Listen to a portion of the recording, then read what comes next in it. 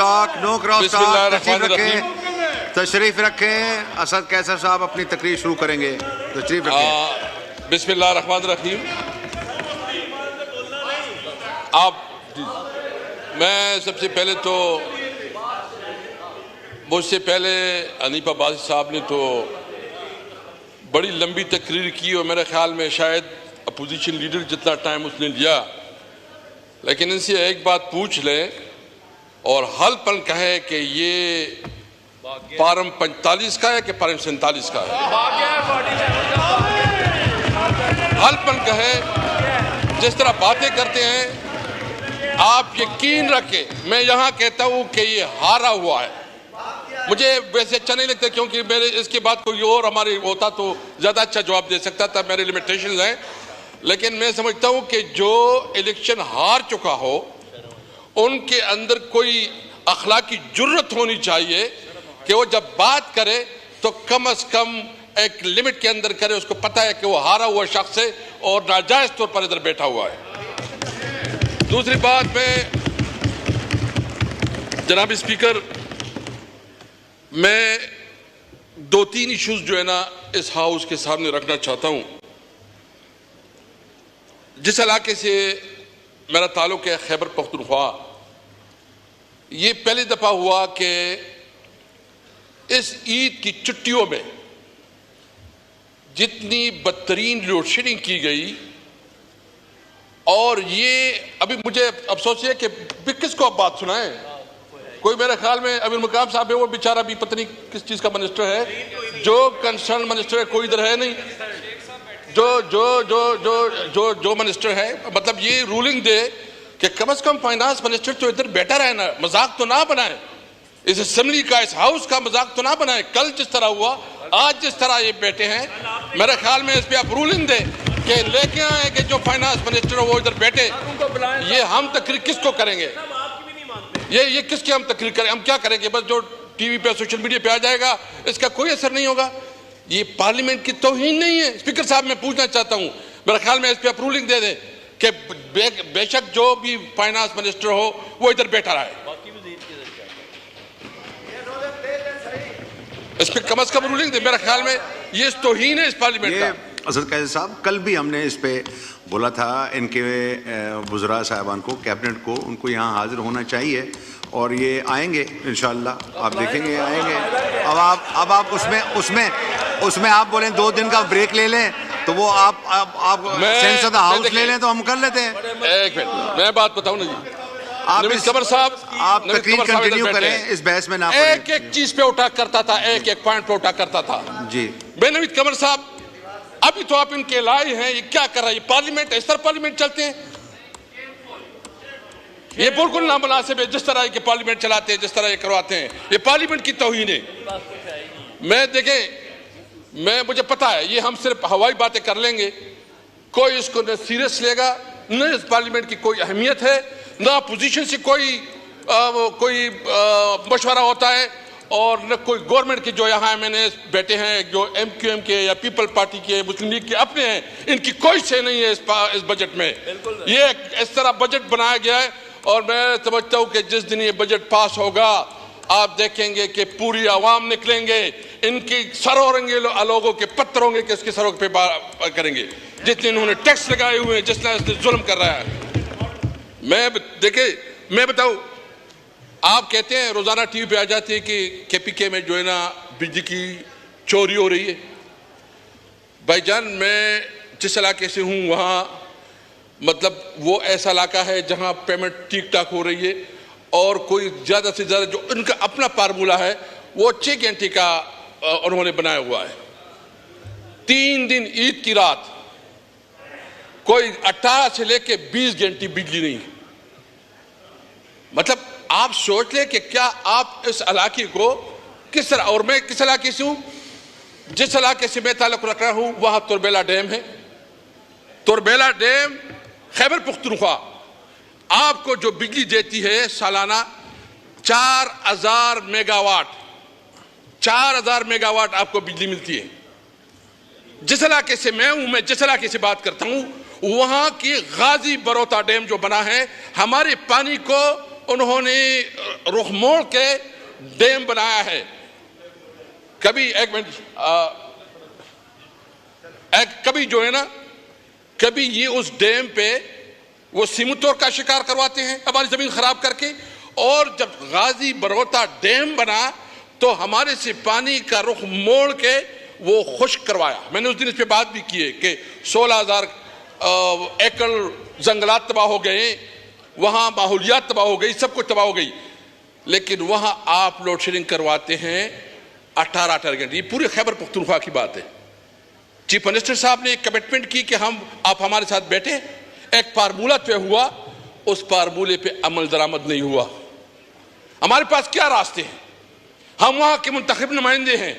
अगर हम टेलीफोन करें कोई मिनिस्टर हमें ना सुने, अगर हम फोन करें कोई सेक्रेटरी हमें ना सुने, अगर हम बात करें कोई डिपार्टमेंट हमें ना सुने, तो बताए क्या रास्ता है?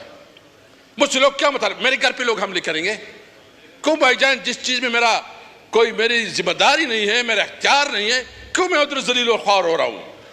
और ये तो कॉन्स्टिट्यूशन में बिल्कुल क्लियर है, वाज़ेह है कि जो आर्टिकल 58 और 57 उसके मुताबिक बिल्कुल वाज़ेह है कि जिस इलाके में जो नेचुरल रिसोर्सेज हैं, सबसे पहले उस इलाके का हक है। भाई पानी हमारा, बिजली हम बना रहे हैं, आपको चाहिए था कि यहां हमें आप सस्ती बिजली देते। आपको पता है कितना एक यूनिट हाइडल पावर से जो हमारे इलाके में बिजली बनती है, 1 यूनिट पे 10 रुपए 0.39 पैसा लगता है। 10 रुपए 0.39 पैसा लगता है, और हमें कितने में मिलती है? 62 रुपए पे, और शायद अभी जो है ना 70-75 तक चली जाए। और इंटरेस्टिंग ये है, जो हमारा डिमांड है, यानी खैबर पख्तूनख्वा के टोटल जो कंजम्पशन है बिजली का, वो 2400 मेगावाट है। 2400 मेगावाट, 4000 मेगावाट हम बनाते हैं, और 2400 मेगावाट में हमें सिर्फ 1100 मेगावाट दिया जाता है। 1100 मेगावाट, यानी आप जो हमारे इलाके, पहले तो हम ये नहीं कहते, पंजाब का, सिंध का, बलूचिस्तान का, जिस सूबे का जो नेचुरल रिसोर्सेज है, सबसे पहले कॉन्स्टिट्यूशन के मुताबिक उनका हक बनता है कि उनके इलाकों को ओसी दिया जाए। आप गैस यहां पैदा होता है, आप गैस हमारे इलाके को नहीं देती। आप हमारी इंडस्ट्रीज को, हमने टेकअप किया सूबाई हुकूमत ने कि कम से कम गैस तो इतना करे कि जो हमारी इंडस्ट्रीज है उस पर हमें अलाउ करे कि हम अपना इलाके में गैस दे सके ताकि रोजगार पैदा हो सके। अभी तक नहीं हो सका। तो आप जो सबसे अहम मसला है इस वक्त कि आप लोड शेडिंग भी करवा रहे हैं, हमारा जो डिमांड है बिजली वो भी नहीं दे रहे हैं, उल्टा जो है ना शोर कर रहे हैं कि चोर चोर। मैं कंपेरिजन अगर डालूंगा, मैं ये नहीं क्योंकि हमें कौमी पार्टी, हम किसी सूबाइयत के वो नहीं करते, लेकिन अगर कंपेरिजन डालेंगे तो बता देंगे कि कितनी चोरी किधर होती है। और ये जो चोरी होती है, ये क्या, ये जो मुख्तलिफ कंपनियां हैं, एस्को है, पेस्को है, या जितनी भी कंपनियां, ये इनके बगैर होती है। इनके मुलाजिमीन इसमें शामिल होते हैं, हुकूमत इसमें शामिल होती है, ये सेक्रेटरी लेवल पर सब इसमें शामिल होते हैं, तभी बिजली की सबसे पहले हमारा मुतालिबा ये, हमारे सारे जो एमएनए जहां बैठे, हमारा मुतालिबा नंबर 1 ये कि जो हाइडल से जो हमारी बिजली बनती है उसके मुताबिक जो उसका कीमत है, हमें उसकी कीमत के मुताबिक हमें बिजली दी जाए। दूसरी बात, आईपीपीस का आपने बनाया, आईपीपीस 90 से आईपीपीस शुरू हो गई। मेरा ख्याल नवीद कमर साहब उस वक्त भी मिनिस्टर हुए, डेफिनेटली होंगे क्योंकि ये तो सदाबहार है। मैंने माशाल्लाह आईपीपीस का जो है ये 90 से इसने शुरू किया, और इसमें बहुत इंटरेस्टिंग जो डिसीजन हुआ है कि जितनी इनकी जो आईपीपीस की जितनी भी कैपेसिटी है, वो कैपेसिटी के मुताबिक अगर वो बिजली ना भी बनाए तो उसको पेमेंट जो है ना उसकी कैपेसिटी के मुताबिक दी जाएगी। यानी उसकी कैपेसिटी के मुताबिक अगर वो मिसाल के तौर पर उसकी 2000 मेगावाट कैपेसिटी है बनाने की, लेकिन अगर वो 200 बनाती है तो पेमेंट आपने 2000 के मुताबिक करनी है। और इस वक्त जो उसको पेमेंट हो रही है 2.1 ट्रिलियन, ये जो है ना सिर्फ आईपीपीस को। और जो आईपीपीस का रेट है, आईपीपीस का वो है 32 रुपए से लेके 77 तक वेरी करता है। तो आप कहीं जो है ना हाइडल की जो बिजली है कितनी सस्ती है और आईपीपीएस की, और आईपीपीएस में जितने लोग हैं इसमें तमाम पॉलिटिकल पार्टीज की लीडरशिप है, उसमें तमाम पार्टी की। मैं मजम्मत करता हूं कि जब ये पीपल पार्टी के दौर में, मुस्लिम लीग के दौर में जो आईपीपीएस की जो एग्रीमेंट्स हुए हैं, ये मुल्क दुश्मन पॉलिसी थी। इनको फौरी तौर पर इसको रीनेगोशिएट करना चाहिए, इसको फिर से इसके ऊपर डिस्कशन होनी चाहिए, और जो हमारे हाइडल पावर्स हैं यानी हमारे डैम्स के ऊपर डैम्स इमरजेंसी बनानी चाहिए। आप कितना फंड देते हैं? आपने ममन डैम को कितना फंड दिया है? आपने दीगर जो डैम्स बनाने में कितना आप इसमें इंटरेस्ट ले रहे हैं? तो मेरा मुतालिबा यह है कि इस बजट में सबसे ज्यादा एलोकेशन जो है ना वो डैम्स की होनी चाहिए, और डैम्स के लिए इमरजेंसी डिक्लेयर की जाए ताकि हमें पानी की बिजली मिले और सस्ती बिजली मिले। और ये इस वक्त जो आप बिजली महंगी कर रहे हैं, मुझे बताओ कौन इसको पे करेगा? ये तो आप चोरी को मजीद बढ़ा रहे हैं। इतनी महंगी बिजली ये कैसे जो ना, ये तो आप पोर्टेबिलिटी से निकाल रहे हैं, ये तो किसी के काबिल बर्दाश्त ही नहीं है। तो आपका ख्याल यह कि IMF के एडवाइस पे आप मजीद बिजली महंगी करेंगे और आपको बिल मिलेगा, तो आपकी गलतफहमी है। हमारे वक्त में समझते हैं कि जितनी भी इसके ऊपर टैक्स लगाए गए हैं, नंबर 1 ये कि इस बजट में आप डैम्स के ऊपर इमरजेंसी डिक्लेयर करें और आप रिन्यूएबल जो एनर्जी है उसकी तरफ जाएं, उसके ऊपर ज्यादा से ज्यादा रिलैक्सेशन दे दें, और खासकर जो इस वक्त आप IPPs के साथ इसको रीनेगोशिएट करवा दें। जो इस वक्त हमारे जो दूसरी बात है, हमने अपने दौर में एग्रीकल्चर इमरजेंसी डिक्लेयर करवाई थी। एग्रीकल्चर इमरजेंसी जो है ना, वो हमने पहली दफा उसके लिए जो फंड रखे थे वो फंड थी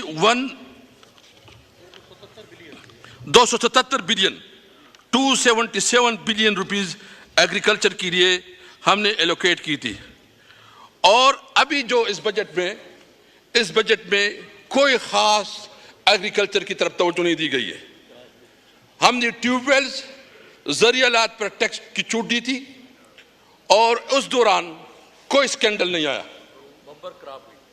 और आप देखें कि हमने उस वक्त जो किया कि जो सबसे अहम जो इस वक्त हमारा आपको पता है कि शुगर केन का एक स्कैंडल आया, उसके ऊपर जो है ना आवाज़ें उठी। हमारी हुकूमत ने उसके ऊपर इन्वेस्टिगेशन की, इंक्वायरी की, और उसमें ये नहीं देखा कि वो किस पार्टी से ताल्लुक़ रखता है। उसमें अपने पार्टी की लीडरशिप के खिलाफ भी एक्शन लिया गया और किसानों को उसका सबसे सस्ता तरीका बनाया और किसानों को पेमेंट दी गई। और पहली दफा गन्ने के काश्तकारों को एक मिसाली पेमेंट मिली। जो गंदम का स्कैंडल आया, मुझे बताया गंदम का स्कैंडल आया, गंदम के स्कैंडल में इल्जाम तराशी तो हो गई क्या टेकर गवर्नमेंट ने किया है, इस गवर्नमेंट ने, किस गवर्नमेंट ने किसने किया। गंदम के स्कैंडल में मुझे बताए 4 ऑफिसर को आपने फारिग किया, लेकिन इसमें जो जुडिशियल इंक्वायरी होनी चाहिए ताकि सही कल्प्रिट जो जिम्मेदार है उसको सजा मिलनी चाहिए। क्या बुनियादी वजह कि आप जुडिशियल इंक्वायरी इस पर नहीं बना रहे? 300 बिलियन जो रूरल इकोनॉमी 300 बिलियन का लॉस हुआ, नुकसान हुआ रूरल इकोनॉमी को, जिसपे हमारे किसान अपने बच्चों को तालीम करवाते थे, इलाज के जरिया बनता था, कोई इसकी कभी खुशी होती थी। आपने किसानों की मुंह से नवाला छीन लिया और आप कहते हैं मुझे अफसोस इस बात पे है कि मरियम बीबी टीवी पे इश्तिहारात देती है और 2-3 लड़के बैठे होते हैं और वो ड्रामाबाजी करती है कि हमें तो होगा। बताएं, उधर जाएं कि जो किसान रो रहे हैं। आप देखें कि इस वक्त जो शुगर मिल मालिकान हैं वो पेमेंट नहीं कर रहे हैं किसानों की। मैं पूछता हूं साहब, हमारे मैनेजर बैठे हैं, कोई पेमेंट नहीं हो रही है। आप ड्रामाबाजी कर रहे हैं और कह रहे हैं। मैं तो समझता हूं कि पंजाब इस वक्त सबसे बदतरीन गवर्नेंस हो रही है, उसमें जो बदतरीन इंसानी हुकूक की वायलेशन हो रही है। ये तारीख में इतनी बदतरीन हमें जड़ से नहीं की नहीं जा रहे। हम अगर कानून के अंदर रहते हुए एहतजाज करना चाहते हैं, एहतजाज नहीं करने दिया जा रहा। आप किसान को रुला रहे हैं। फैसलाबाद में हम गए, फैसलाबाद के हमारे नुमाइंदे हमारे साथ बैठे हैं। 60% 60% आपकी इंडस्ट्री बंद हो चुकी है। हमारे दौर में हमने वहां इतना ज्यादा टेक्सटाइल इंडस्ट्री को इतना ज्यादा बरात दी कि टेक्सटाइल इंडस्ट्री में मजदूर नहीं मिल रहे थे। हमने जो कंस्ट्रक्शन इंडस्ट्री है इनको बहुत बड़ा पैकेज दिया, इकोनॉमी उससे शुरू हो गई। मैं सिर्फ ये पूछना चाहता हूं कि सब कुछ के बावजूद वहां कहा जा रहा है कि जी बहुत बड़ी हो रही है, माशाल्लाह। क्या हो रहा है वहां? तो आपने पंजाब को पाकिस्तान ने दुनिया का सबसे बदतरीन सूबा बना दिया है। उधर जो पोजीशन हो रही है, अभी मैंने देख लिया टीवी पे कि हमारे 4 लोगों के ऊपर डीसी ने 4 लोगों के ऊपर जो है नजरबंदी का ऑर्डर जारी किया। शर्म करना चाहिए इनको। ये कहते हैं कि हम जमहूरी लोग हैं, जमहूरी मुहूर्त कोई नहीं है। ये सिविल मार्शल लॉ है पंजाब में। आए जिसने अगर करना है आए अगर किसी ने जलसे करने हैं KPK में हम इसको इजाजत देते हैं। आपसे तो कोई काम नहीं। अच्छा, बॉर्डर की बात हो रही है, बॉर्डर के ऊपर कहते हैं स्मगलिंग हो रही है। भाईजान, मैं आपसे पूछता हूं कि जब हमारा, आपको पता है सेक्रेटरी साहब बैठे हैं, हमारे को बहुत मुअज़्ज़ज़ लोग यहाँ बैठे हैं जो हमारे साथ थे उस वक्त। हमने बॉर्डर के ऊपर एक स्पेशल कमेटी बनाई। हमने अंगूरडा पे, खरलाची पे और गुलाम खान पे हमने बिजनेस शुरू किया। उस वक्त कोई 400-500 बिलियन डॉलर से लेके हमने 1.7 बिलियन डॉलर तक अफगानिस्तान के साथ तजारत शुरू की, एक्टिविटी शुरू थी। हम अफगानिस्तान के लिए हमने टारगेट रखा था कि हम 3 बिलियन डॉलर तक हम पहुंचाएंगे। लेकिन ये हुकूमत आई, अफगानिस्तान के साथ आपका कारोबार रुक गया। जो हमारे सेंट्रल एशिया के साथ तवक्कुआत थी, सेंट्रल एशिया के साथ आपने कारोबार खत्म किया। आपने अफगानिस्तान, ये जो बॉर्डर पे जो लोग बैठे हुए हैं इस वक्त, पूरे बॉर्डर पे लोग एहतजाज कर रहे हैं और एहतजाज भी किया। मेरे हमें भी कहा तो आप तो वहां एक नया जंग शुरू करना चाहते हो। वहां तो बददमनी की बहुत सूरत हाल है और ये जानबूझकर किया जा रहा है ताकि जवाब पैदा किया जाए और पाकिस्तान में अनकॉन्स्टिट्यूशनल कोई एक्ट क्रिएट करना जा रहा है। मैं बताता हूं जी, हम इस इलाके के लोग, हमें पता है जो लोग अफगानिस्तान को डील करते हैं, जो लोग फाटा को डील करते हैं। और फाटा के क्या हुआ? जो आपकी कमिटमेंट थी, आपने FCA वार्ड में 3% नहीं दिया। आपने मर्जर के लिए जो आपकी कमिटमेंट थी कि ये पार्लियामेंट ने कमिटमेंट की थी, पार्लियामेंट ने, कि हम 10,000 बिलियन देंगे, हर साल 100 बिलियन दी जाएगी, 110 अरब। अभी तक 103 अरब मिले हैं, 130। और अभी बजट में सिर्फ 64 अरब रखे हैं, 64 अरब। मैं अमीर मकाम साहब से पूछना चाहता हूं, आप इस हुकूमत में बैठे हैं, आपकी सूबे के सबसे ज्यादा आपकी हुकूक पर डाका डाला जाता है, कैबिनेट में नहीं बोलते आप। आपको बोलना चाहिए कि जो आपकी कमिटमेंट है उस कमिटमेंट को आप पूरा करें। उधर जो 100 बिलियन के बजाय सिर्फ 64 बिलियन रखा गया है। आपने अफगानिस्तान के साथ उन लोगों का कारोबार खत्म किया, बिजनेस खत्म किया। क्या वो खाक खाएंगे? क्या वो शाम पे क्या खाक खाएंगे? क्या वो इंसान नहीं है? क्या आप इसको इंसान नहीं समझते? मुझे पता है जो अफगानिस्तान को डील करते उसको समझ ही नहीं है, उसके पास वो जहन नहीं है। वो अगर तुमसे नहीं हल होता, हम ऑफर कर रहे हैं कि अफगानिस्तान की हुकूमत के साथ हम बात करेंगे, कर सकते हैं। हमें इमरान खान की बहुत बड़ा रिस्पेक्ट है अफगानिस्तान में, उसके ताल्लुकात को इस्तेमाल कर सकते हैं। मैं बजाते खुद मौलाना फजल रहमान साहब से रिक्वेस्ट करूंगा कि आप हमारे साथ अफगानिस्तान मामलात को सुलझाने के लिए, महमूद जगजई साहब से हम रिक्वेस्ट कर लेंगे कि आए। लेकिन जो तरीका आप अडॉप्ट कर रहे हैं और अफगानिस्तान के साथ दुश्मनी का एक नया दौर शुरू कर रहे हैं, ये काबिल मुज़म्मत है। किसी तौर पर हम इसको नहीं मानते और हम समझते हैं। मैं सबसे पूछता हूं, हमारे कबायली MNA जहां बैठे हैं, हम किसी सूरत पे अपने इलाके में जंग नहीं चाहते। हम नहीं चाहते अपने सूबे में, हम नहीं चाहते और बताते नहीं। अगर किसी ने ये हिम्मत की और मजीद कोई ऑपरेशन का बात की और कोई जंग मुसल्लत की तो हम अपने अवाम के साथ खड़े होंगे इंशाअल्लाह ताला। हम नहीं चाहते इस इलाके में। और ये जो आप कहते हैं कि आपने जंग मुसल्लत करेंगे, हमें अमन चाहिए, अमन। हमें अमन चाहिए, हमें किताब और कलम चाहिए, हमारे बच्चों के लिए रोजगार चाहिए। हम अपने बच्चों के लिए रोजगार चाहते हैं और इसके लिए हम इंशाअल्लाह ताला जरगे मुनक्कद कर रहे हैं। 26 को हम जरगा करेंगे। मैं एक बात बिल्कुल खुल कर कहना चाहता हूं कि अगर किसी की ये गलतफहमी है, खुदा की कसम मैं दिल से कहता हूं, हमारी लाशों से जाएगी, कोई जंग होगी तो हमारी लाशों पे जाएगी। इस तरह नहीं हो सकता। हम कोई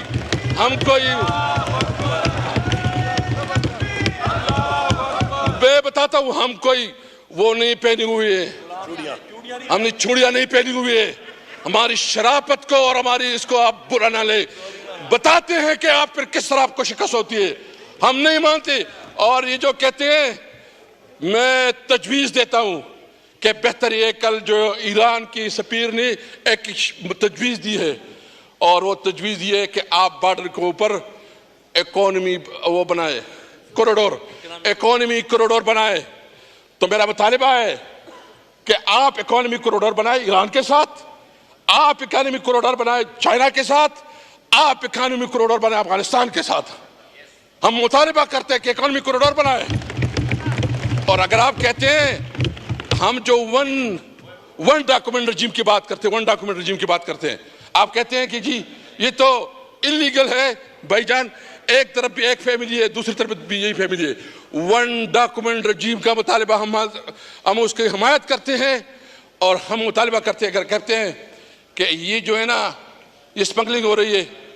मैं यहाँ हमारे कबायली मैनेज बैठे हैं, मैं उनकी तसव्वुर से बात करना चाहता हूँ कि आप खरलाची, गुलाम खान, तुरखम और मोहम्मद का जो एरिया है, उस पे आप कस्टम की वो लगाए, कस्टम की ड्यूटी वो लगाए, आप इस लगाए ना। आप हमें कराची लेके जाना चाहते हैं तो इधर लगाए कस्टम की, हम देने के लिए तैयार है। हमें बिजनेस करने दो, हमें बिजनेस करने दो, हमें जीने दो। हमसे 50 साल आपने हमें बंदूक देके, आपने हमें इस्लाम के नाम पर लड़ाया, आपने हमें दीन के नाम पे लड़ाया, आपने हमें कभी गर्म पानियों के नाम पे लड़ाया। न गर्म पानी पे लड़ेंगे, न किसी और इशू पे लड़ेंगे, हम सिर्फ उसके साथ होंगे। और ये बात बिल्कुल ज़ात करता हूँ, हमने फैसला किया है कि किसी सूरत में हम इलाके में जंग नहीं होने देंगे जी। शुक्रिया।